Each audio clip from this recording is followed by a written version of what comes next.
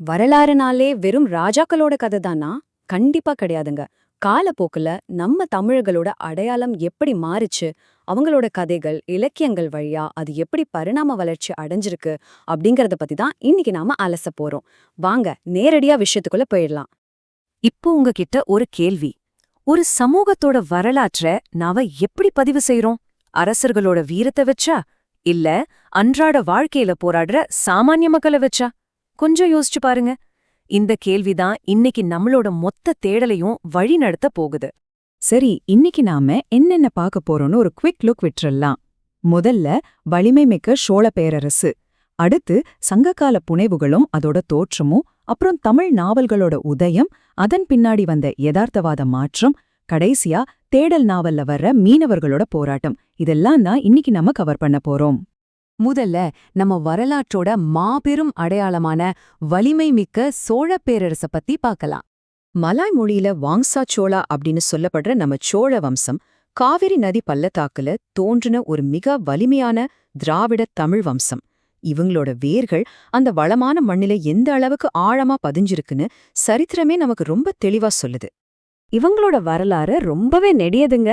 பாத்தீங்கன்னா கிமு 300ல முற்கால சோழர்கள்ல ஆரம்பிச்சு நடுல களப்பிரர்கள் ஆட்சி வந்தாலும் கிபி 848ல விஜயாலயன் மூலமா இடைக்கால சோழர்களா மீண்டும் விஸ்வரூபம் எடுத்தாங்க. அதுக்கப்புறம் பிற்கால சோழர்கள்னு இவங்களோட பயணம் ரொம்ப பிரம்மாண்டமா தொடர்ந்துச்சு. இந்த லிஸ்ட கொஞ்சம் கவனிங்க. இவங்களோட ராணுவ பொருளாதார பலம் உங்களையும் ஆச்சரியப்பட வைக்கும். 10ஆம் நூற்றாண்டுல ஆரம்பிச்சு 12ஆம் நூற்றாண்டு வரைக்கும் தென்னிந்தியா, இலங்கை, ராஜேந்திர சோழன் தலைமையில கங்கை நதி, என் மலாய் தீபகற்பம் வரைக்கும் இவங்களோட கொடி பறந்துச்சு. அது மட்டும் இல்லாம கோயில்களை வெறும் சாமி கும்பிடுற இடமா மட்டும் பார்க்காம அத ரொம்ப முக்கியமான பொருளாதார மையங்களாவே மாத்தி செயல்பட வச்சாங்க. செம மாசுல. சரி, இப்போ 2வது பகுதிக்கு வருவோம். சங்ககால புனைவுகளும் அதோட தோற்றமும். இந்த சோழர்கள் பேரரசா உருவெடுக்கிறதுக்கு முன்னாடியே சுமார் கிபி 150 வாக்குல எழுதப்பட்ட சங்க இலக்கியங்கள்ல இவங்கள பத்தின மாபெரும் புராணங்களும் புனைவுகளும் வந்துருச்சு. கரிகாலன் மாதிரி வரலாற்று மன்னர்களை எல்லாம் கொண்டாடி அவங்களையே சூரியனின் வழித்தோன்றல்கள்னு வர்ணிச்சு நம்ம தமிழ் வரலாற்றோட அடித்தளத்தையே ஒரு பிரம்மாண்டமான காவியமா இந்த நூல்கள் மாத்தி அமைச்சுது. அடுத்து 3வது பகுதி, காலச்சக்கரத்தை கொஞ்சம் சுழத்தி தமிழ் நாவல்கள் எப்படி உதயமாச்சுன்னு பார்க்கலாம். இப்போ நீங்க பாக்குறது IJADST அப்படிங்கிற ஒரு சர்வதேச ஆய்விதழோட குறிப்பு.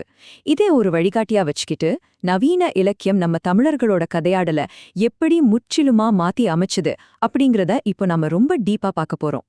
உண்மையை சொல்லணும்னா நம்ம தொல்காப்பியத்திலே உரைநடைக்கான அடித்தளம் இருந்துச்சு. ஆனா நவீன தமிழ் நாவல்களுக்கு உயிர் கொடுத்தது 18ஆம் நூற்றாண்டுல ஏற்பட்ட ஐரோப்பிய தாக்கம்தான்னு சொல்லணும். ஆங்கிலத்துல நாவல்னா புதியதுன்னு அர்த்தம் இல்லையா? அதனாலதான் நம்ம தமிழ் அறிஞர்கள் இந்த இலக்கிய வகைக்கு புதினம் அப்படின்னு ரொம்பவே பொருத்தமா பேர் வச்சாங்க. இந்த ஆய்விருக்கை தமிழ் நாவல்களை 5 முக்கிய பிரிவுகளா பிரிச்சு காட்டுது. வரலாற்று புதினங்கள், சமுதாய புதினங்கள், உளவியற் புதினங்கள், துப்பறியும் நாவல்கள், அப்புறம் அறிவியல் நாவல்கள். இதுல ஒவ்வொரு வகையும் வாசகர்களுக்கு ஒரு புதுவிதமான தனித்துவமான அனுபவத்தை கொடுத்துச்சு. ஆனா ஆரம்ப காலகட்டத்துல இந்த நாவல்களோட முழு கவனமும் கடந்த காலத்து மேலேயே தான் இருந்துச்சு. உதாரணத்துக்கு சாண்டிலியன் எழுதின ரொம்ப பிரபலமான கடல்புறா நாவலே எடுத்துக்கங்க. சோழர்களோட மாபெரும் வெற்றிகளையும் அவங்களோட கடல்வழி பயணங்களையும் அது ரொம்பவே ரொமான்டிக்கா பிரம்மாண்டமா கொண்டாடுச்சு. 4வது பகுதி, இதுதான் ஒரு பெரிய டர்னிங் பாயிண்ட், யதார்த்தவாத நோக்கில் ஏற்பட்ட மாற்றம். இங்கதான் ஒரு மாபெரும் மாற்றம் நடந்துச்சு. சமுத்திரங்களையே வென்ற மாமன்னர்களை பத்தி மட்டும் பேசிட்டு இருந்த இலக்கியம் கொஞ்சம் கொஞ்சமா அதே சமுத்திரத்துல தங்களோட அன்றாட பிழப்புக்காக போராடுற சாமானியர்களை பத்தி பேச ஆரம்பிச்சுது. கடலை ஆட்சி செய்யறதுக்கும் அதே கடல்ல உசுர கையில புடிச்சுக்கிட்டு பிழைச்சு வாழறதுக்கும் எவ்வளோ பெரிய வித்தியாசம் இருக்குன்னு நம்ம இலக்கியம் உணரத் தொடங்கின தருணம் இது. இந்த விழிப்புணர்வு தான் வட்டார வழக்கு அப்படிங்கிற ஒரு புது நாவல் வகையே உருவாக்குச்சு. ஒரு குறிப்பிட்ட ஊர்ல இல்லனா ஒரு வட்டாரத்துல வாழ்ற மக்களோட நிஜமான சமூக பொருளாதார போராட்டங்கள், அவங்க பேசுற அக்மார்க் பேச்சு மொழி, இது எல்லாம் ரொம்ப யதார்த்தமா பதிவு பண்ண ஆரம்பிச்சாங்க. சொல்லப்போனா இது ஓரங்கட்டப்பட்ட மக்களோட உண்மையான குரலா ஓங்கி ஒழிச்சுது. 5வது மற்றும் கடைசி பகுதி, பொன்னியிலன் எழுதின தேடல் நாவல்ல வர மீனவர்களோட போராட்டம். இத கொஞ்சம் டீப்பா பார்க்கலாம். தேடல் நாவல் உங்களை அப்படியே நேரா கன்னியாகுமரி கடற்கரைக்கே கூட்டிட்டு போயிடும்.